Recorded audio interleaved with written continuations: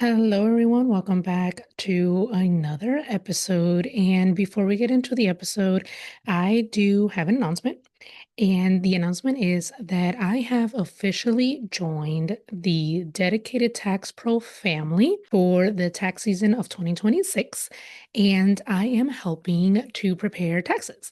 So if you are in the need to have someone to prepare your taxes, or if you know someone who has this need, please send them my way to be able to help them to prepare their taxes for the 2026 season. I am so excited to be able to help my community with this service. It's so important. We want to make sure that you get every single penny that you earned, right? That you deserve.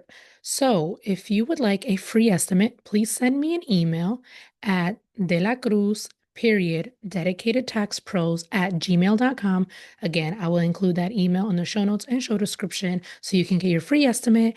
And also, there is a referral bonus. So if you refer a client to me, the firm will send you $50. So that's right, you can even earn $50 per client that you refer to the firm. Again, that is Dedicated Tax Pro. I am so excited to be able to serve you guys with this new service. And if you have any questions, please let me know. Now, enjoy the episode. Welcome to the American Dream in the Eyes of Immigrants podcast. I am your host, Heidy De La Cruz, and I am on the mission to change the narrative of immigration, one immigrant story at a time. Hello, everyone. Welcome back to another episode of the American Dream in the Eyes of Immigrants podcast. I am your host, Heidy De La Cruz, and today I have Miss Wendy Amara with us today, and she's going to be talking about growing up with parents from Guatemala and her upbringing, and then also her coaching business. Can't wait to get into that. But welcome, Wendy. Thank you so much for being here today. Yes, just give us a little introduction of who you are, what you do, and then we'll get started. Yes, thank you so much for having me, Heidi. It's such a pleasure to be here in community with you and on your podcast. Thank you for the invitation. So, my name is Wendy Amara. I am a strategic life and business coach, primarily for Latinas, and I help Latinas build the life that they really want, which really comes down to a lot of self management, self awareness, internal work to create these outside results that we want, whether it's more time or more money or to make a bigger impact.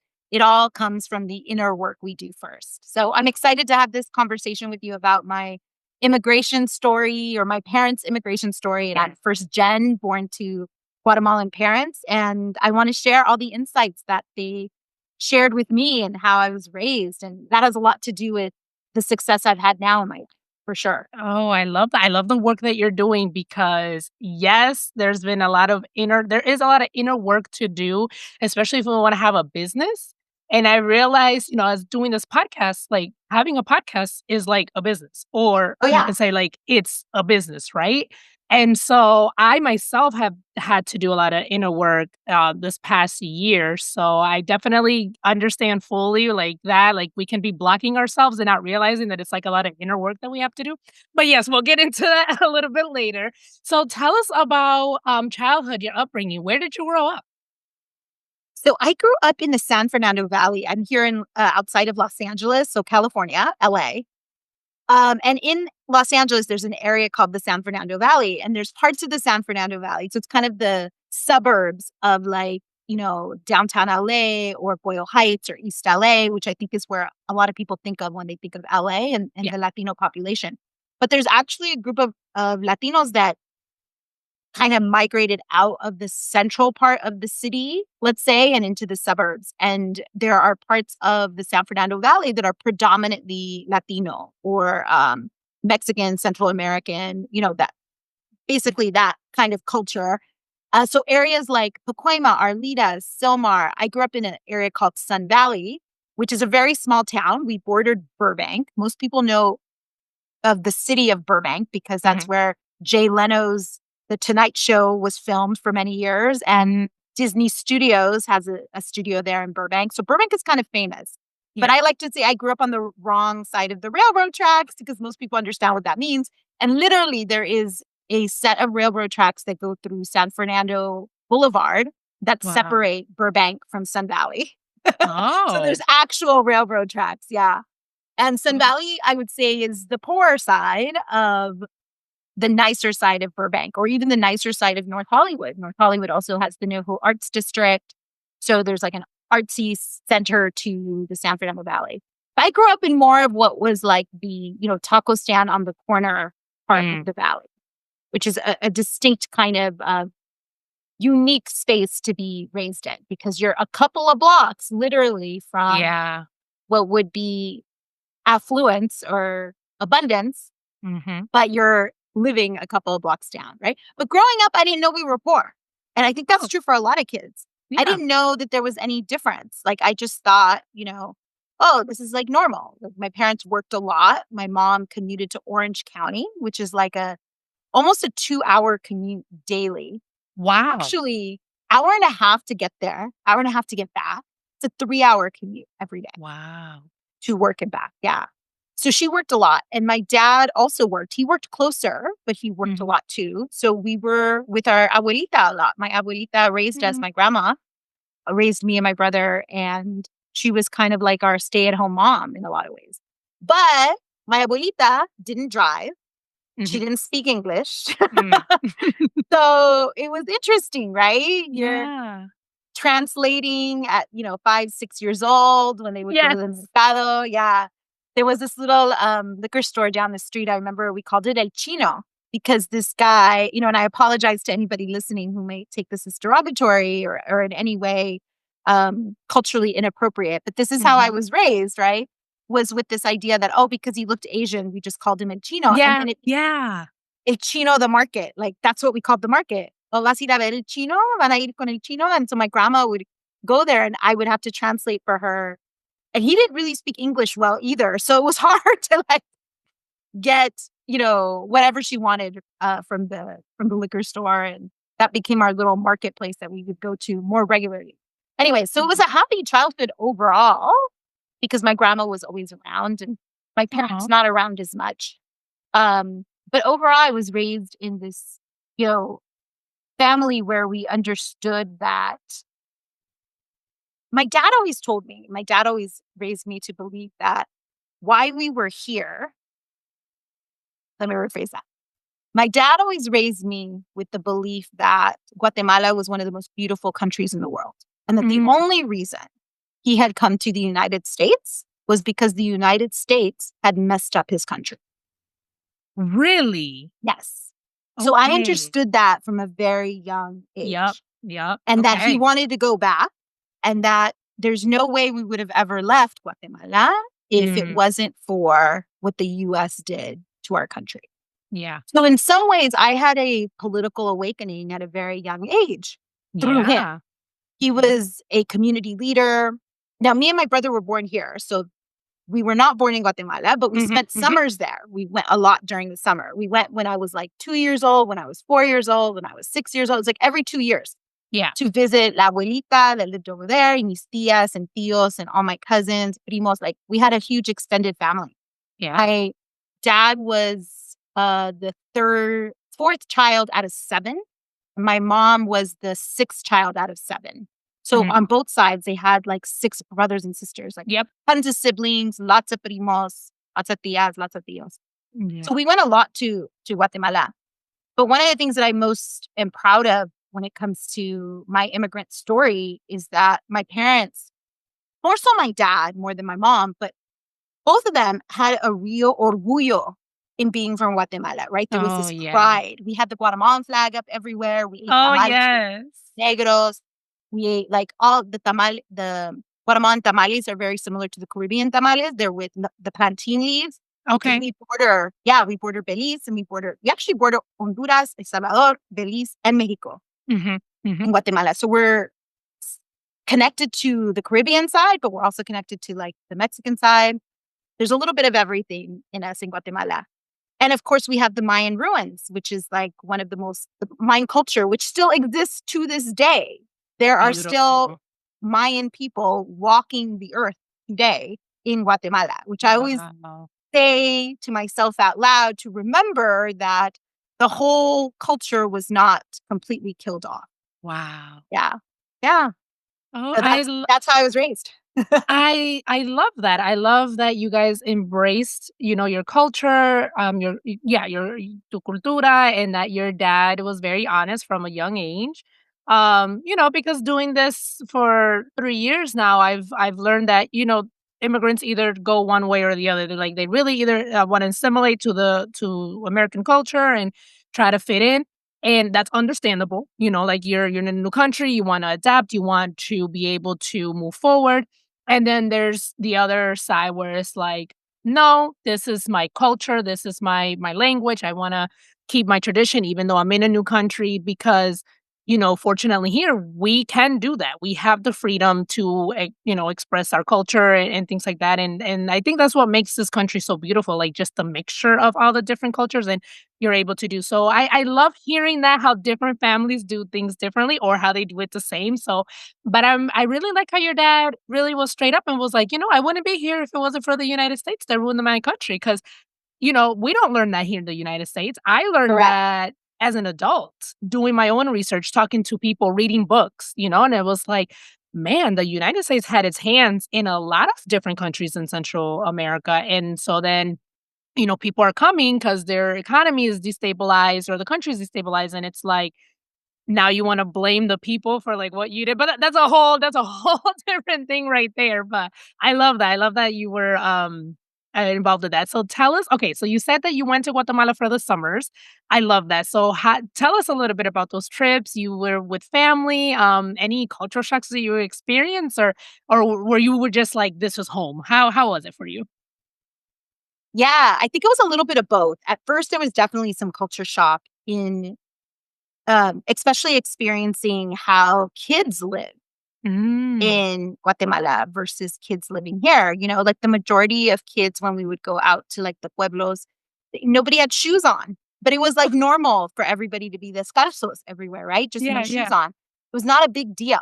Whereas here, if I went outside without shoes on, my abuelita or my mom was like, no, tienes que poner zapatos. Like it was just Mhm. a different way of being raised. Yeah. There was more freedom, it felt like, for kids in Guatemala. And then also my experience of poverty. It was the first time I really saw what real poverty is. And I Mhm. remember these moments of seeing families, begging on the corner. But it was different than like what I had experienced as poverty here in the US. Poverty here in the US was the people who were really, really poor out in the street. To me, as a kid, seemed like there was something going on with them. Like they were either Mhm. on drugs or there was a mental health thing. They didn't seem all there mentally. They didn't seem kind of normal in a way.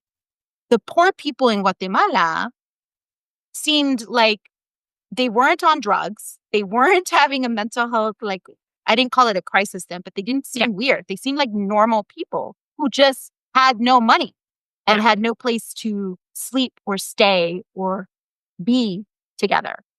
And it was sad to me because a lot of people who didn't even have a shirt, right? Like that's Mm. real poverty when you see a kid that doesn't own a single t-shirt.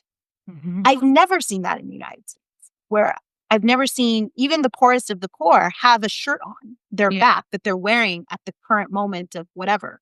yeah, So to me, it was an awakening of what true poverty looks like, what third world living looks like, yeah. where, not every place has an indoor bathroom. Not every place has electricity.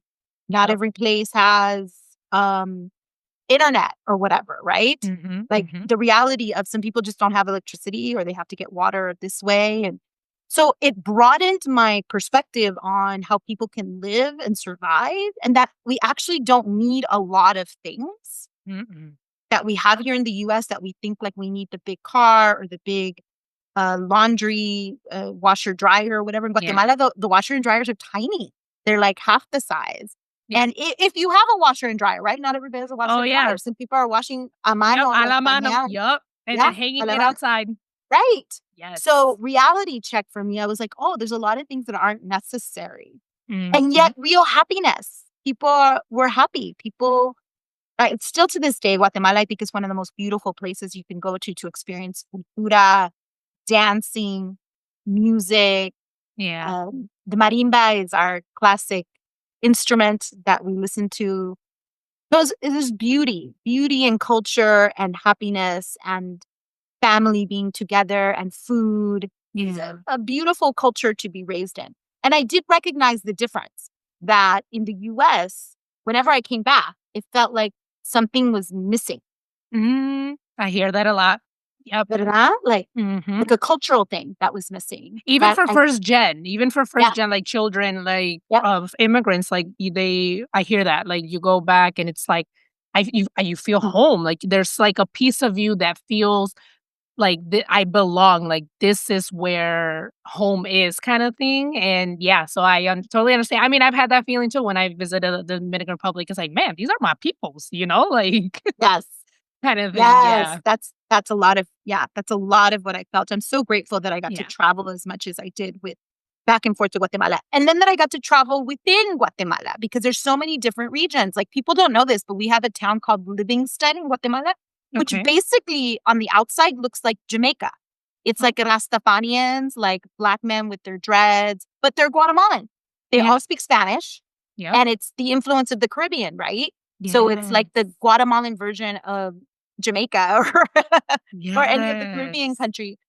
And I got to experience that. I got to climb the Mayan pyramid in Tikal, actually climbed it all the way to the top, which was a beautiful moment for me also.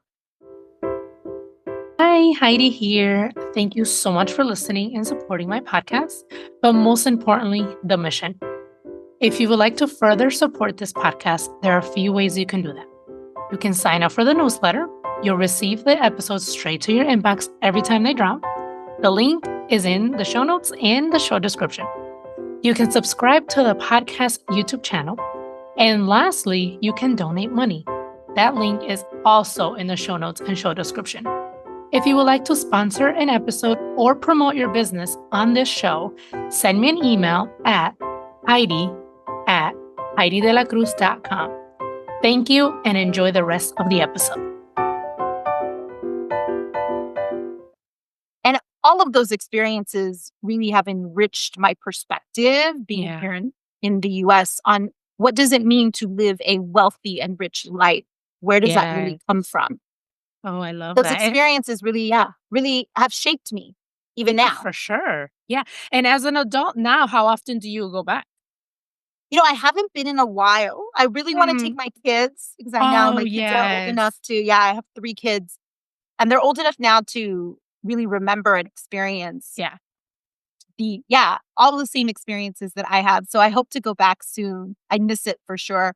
We stopped going during the whole pandemic and all that, travel stopped. Okay. Yeah. Yeah. But my dad still goes. He goes every 2 years, no matter what. And he's still telling me this day that he wants to retire there. And that, I bet. He still has hopes that he's going to end up living there permanently. He owns a home there. He bought a house. He's like, he's very committed, very committed. But he has, medical challenges. And so we'll see if he's able to actually end up living there. He's 81 years old now, my dad. And he's still, going. And he goes for 2 months. He goes for...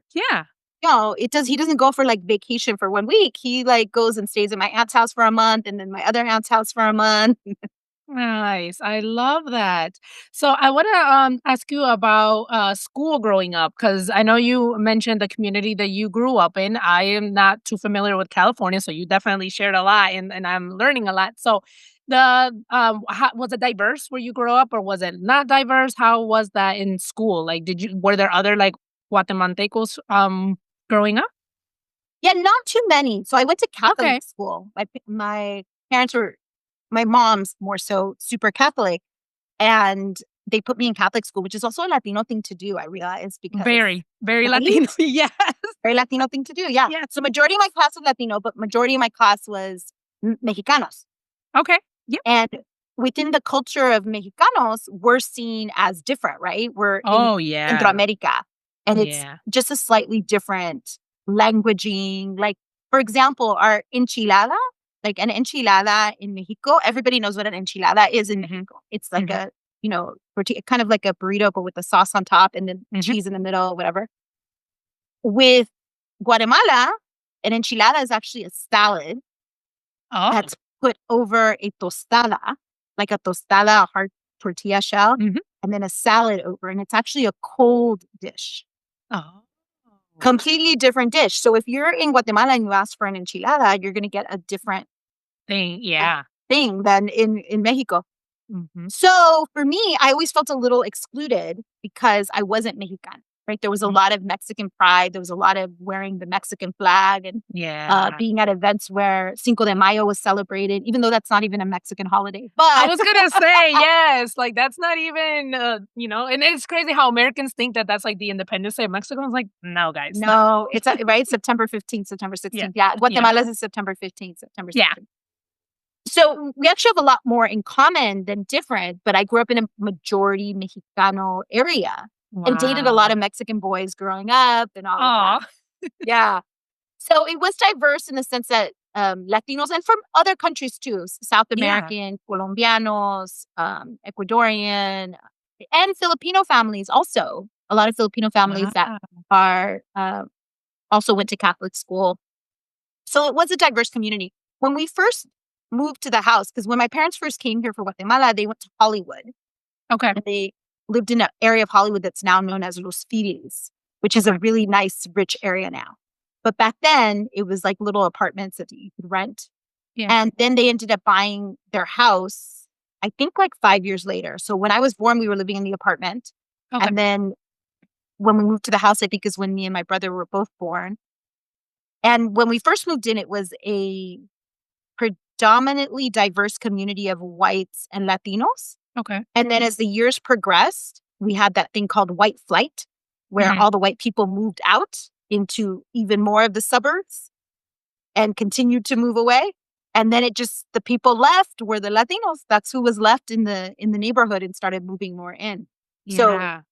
I did grow up in a diverse area and still felt a little bit othered, even Yeah. within the Latino community. Yeah. Yeah, yeah, because again, like you said, like even within our Latino community, like it's still a little bit different. Like, yeah, we speak Spanish, but we have our own cultures, we have our own words and our own customs too. Like, there's certain things I'm pretty sure that you guys celebrate that, it's not a thing for the Dominican Republic, and vice versa. So definitely understanding that it was predominantly Mexican and then you guys are from Guatemala, it's a little bit different. And I love the one of the reasons why I love out talking about the upbringing of my guests is because of the diversity of this country. Like, depending on where my guests grew up or depending, like where what state the parents, landed in, their experience would be completely different. And so, like, I had like one that comes to mind is he grew up in South Florida that's super diverse, right? And so in his mind, he's like, the whole United States is as diverse as South Florida. But then he had that cultural shock when he went to college and it was predominantly white and he was like the other, and he was like, what? Like, there's more Yeah. white people than what there are colored people. So that's one of the reasons why I love asking for people's upbringing in childhood, just like how they grew up, because I grew up in Grand Rapids, Michigan. When growing up, there wasn't a lot of Dominicans. Like, there was like a small Dominican community. But then as the years went on, it's like as more people migrated, like more Dominicans came. And so now there's a whole bunch. Like, there's a bunch of Dominicans up, because when you think of Dominicans migrating, they usually go to New York.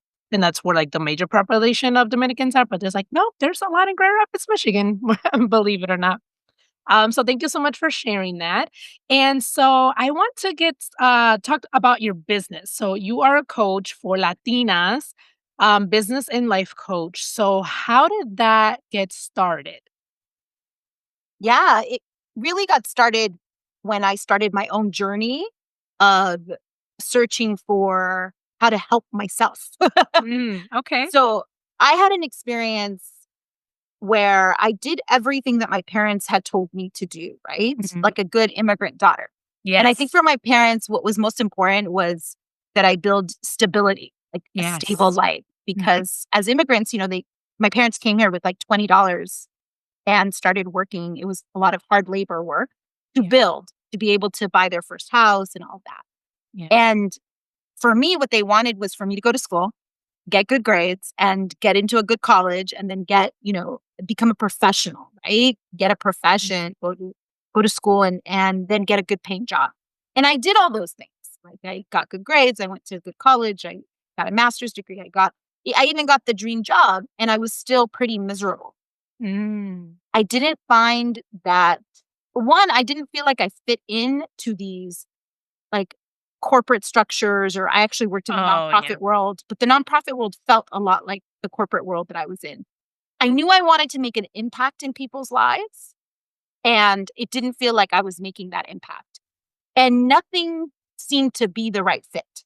So I knew I didn't want to be a therapist because I didn't feel, I had seen a therapist for a short period of time, and I didn't feel like it had really made an impact with me. It was slightly different than what I wanted to do. Yeah.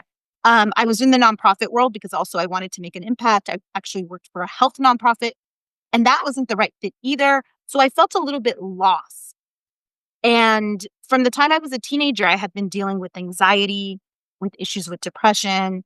I'd been diagnosed with ADHD, right?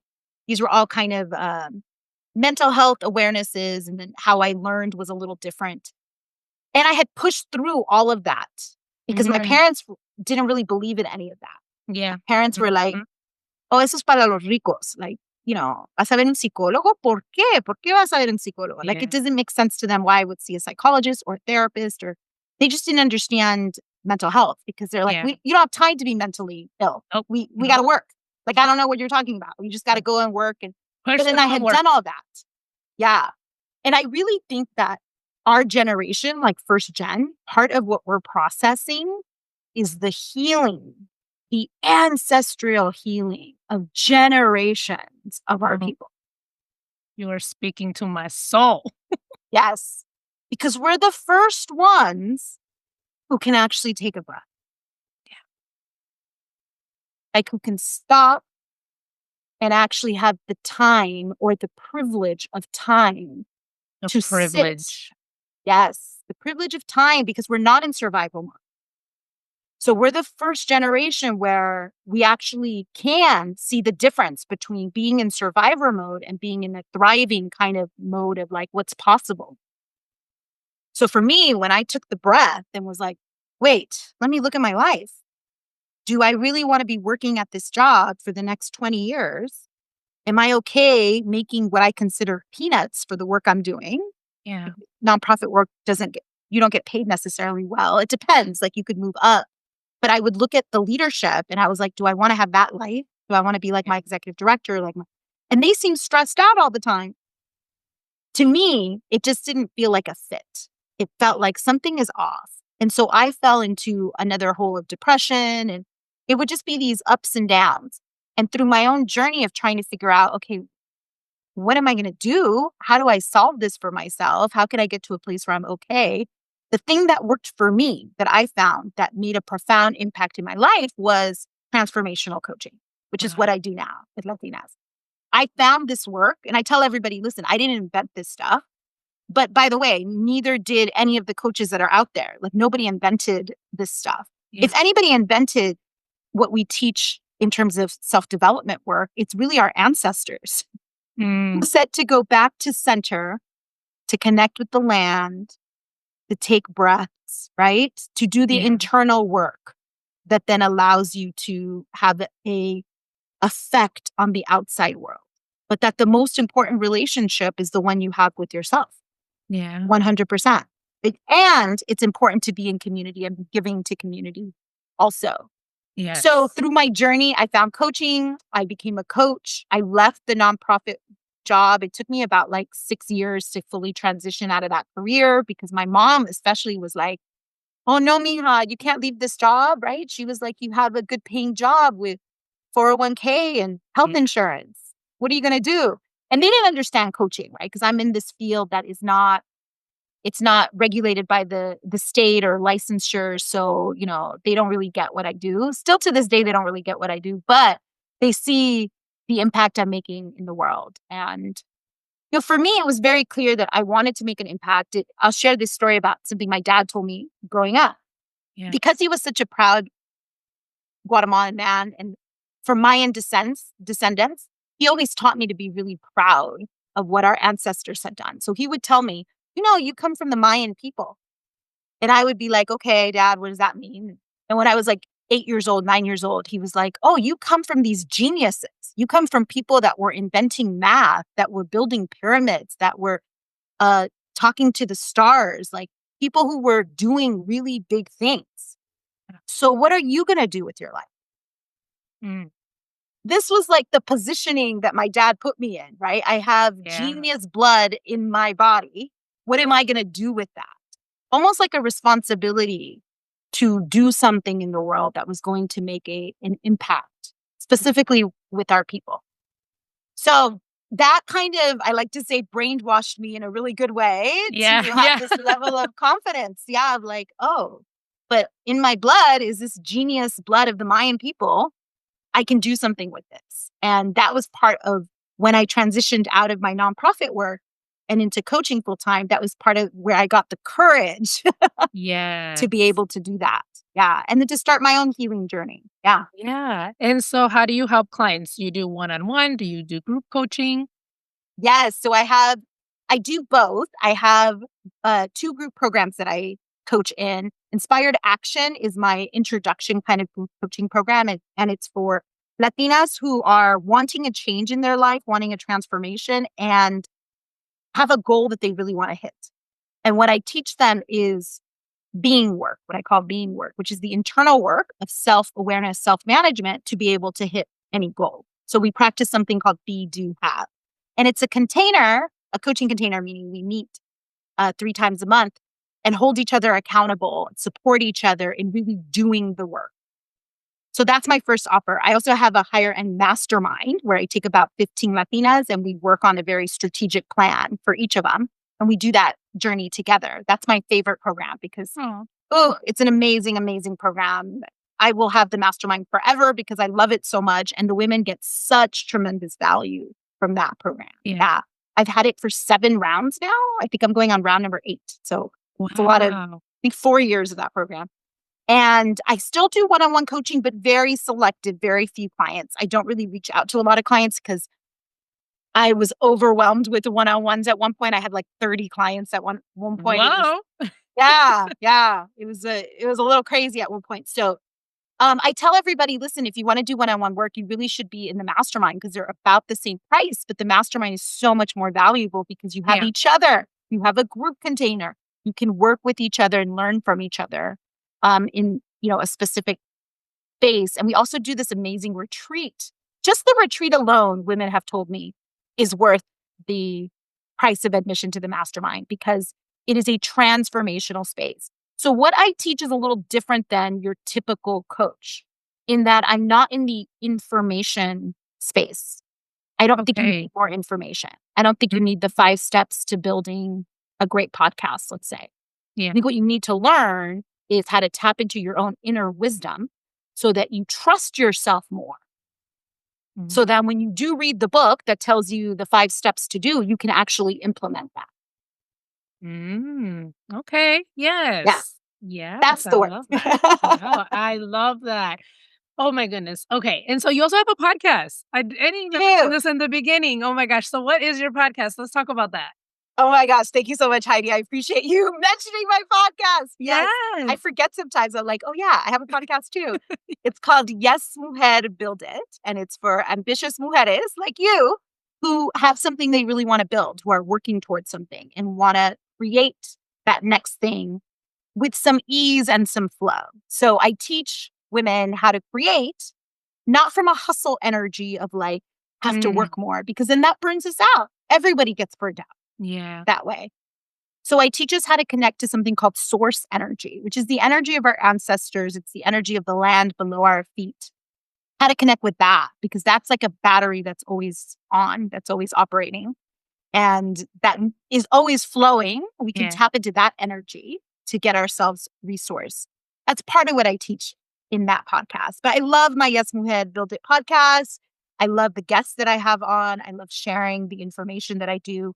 I've been a coach for 18 years, so I have a lot of experience, stories, tools that I've learned through those 18 years that serve my life.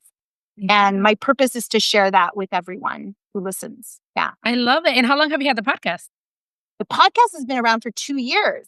We're going on 2 years. I can't believe I've had it for 2 years. Weekly, girl. Weekly, I do that podcast for Oh 2 my years. God. No, hats off to you because my first 2 years was bi-weekly. I literally just changed this year to weekly. So my gosh, yes. Yes, it's a lot of work. And most of the podcast episodes are me by myself. They're just me teaching on a particular subject or topic, right? Or talking about a particular question that I got in coaching from some of my clients. Yeah. So it's not always guests. I like the guest stuff, though. I love this like interview process because then we get to hear each other's stories. And it's a little bit like socializing. Like we're having a cafecito, right? Like we're having yes, because we've connected online, so we've been following each other for a little bit right now. So it's like this is the first time we're like sitting down, having a conversation, and then at the time that this will air, we would have already met each other in person because we're gonna both speak in San Antonio. Hustle and Socialize. At Hustle and Socialize. Yes. So when this airs, shout out to Cristina. Christina. Yes, shout out to Christina with that awesome conference. My first time going. I know that you've spoken at it before. And so so by the time this airs, we would have already met each other in person. So I can't wait for that. But no, I love all the work that you're doing. And I love that you mentioned, you're not doing the how-to. You're doing the inner work, the tapping into yourself, trusting yourself and doing that inner work. It is so important and it's not talked about a lot. Like in the podcasting world, like I said, it's like a business, right? So I go to business conferences, I go to networking events, I follow a lot of entrepreneurs, a lot of coaches, and you don't hear that inner work that you need to do talked about a lot. Like you always hear like, okay, this is the steps that you need to take to build this. You need to post more. You need like kind of like what you said, like that hustle. Like you need to hustle more. You need to be consistent. And it's like, okay, but if you're not feeling, if you're not in one with yourself and not doing the inner work, like none of that is gonna work.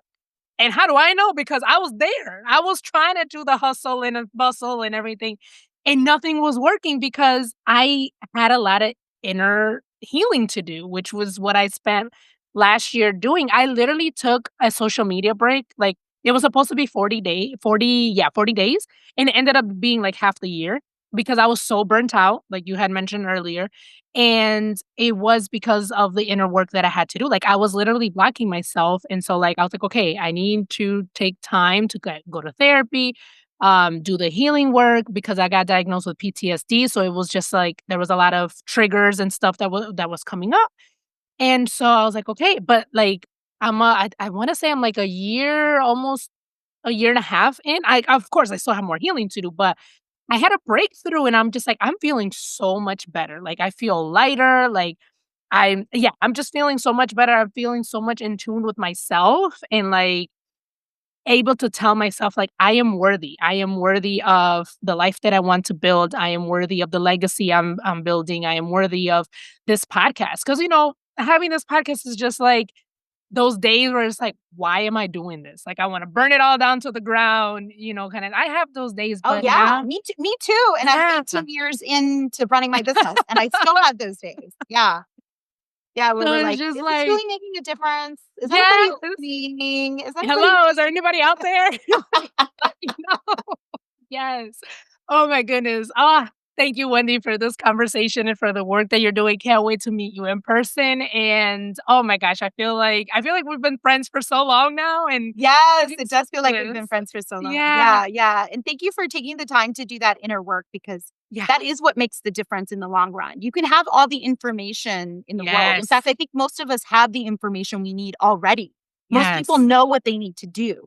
They're just not able to get themselves to do it on a consistent basis in a way that has them thrive in their life.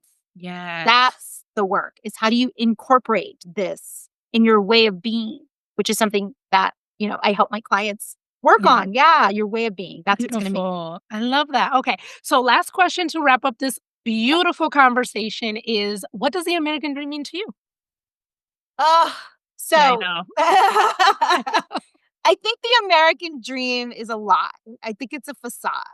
I think this idea that there's justice for all, I think that's just a bunch of BS. I think it's a way, it's a really good marketing tool. Girl.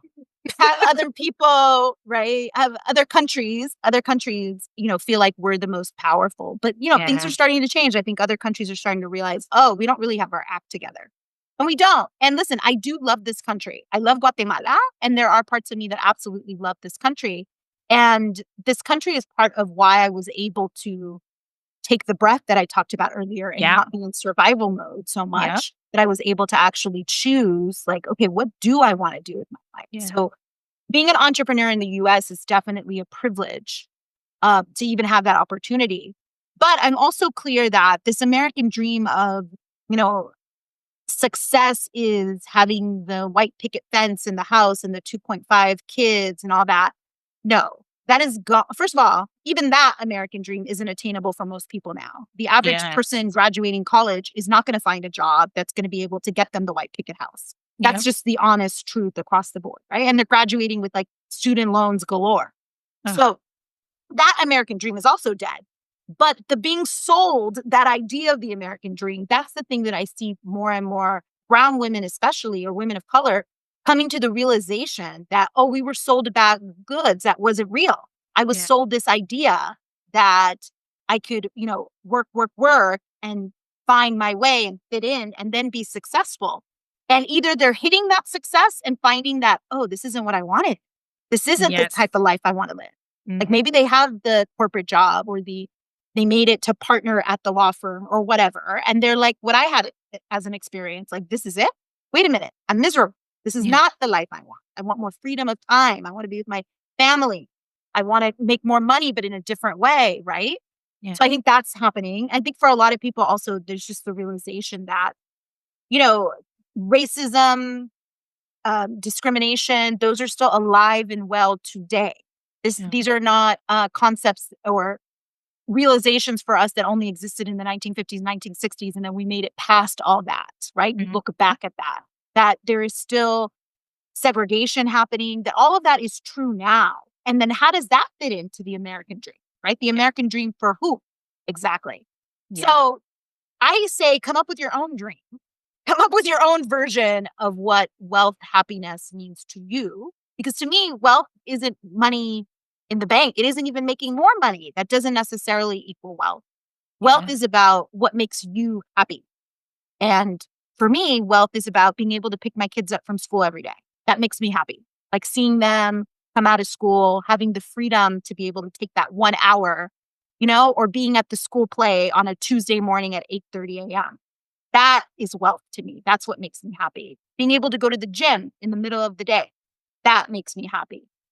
So figuring out what is your definition of wealth, what really fuels you, what really moves you, and moving that forward. So I guess if I had to name an American dream, it would be the opportunity to define what a dream is to you.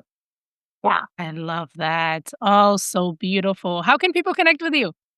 You can follow me on Instagram at Wendy Amara. So my IG at Wendy Amara. You're welcome to go to my website, wendyamara.com. That's where all the information is regarding all of my programs. And then listen to the podcast. Listen to Yes Mujer, Build It. It's on Spotify, it's on Apple, and everywhere that you listen to podcasts.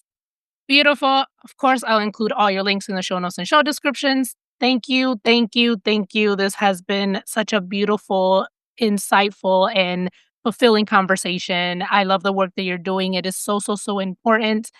And you spoke to my soul today and can't wait to meet you soon. And thank you. Thank you, thank you, thank you. Thank you, Heidi. Thank you so much. Thank you for listening to Mommy Podcast.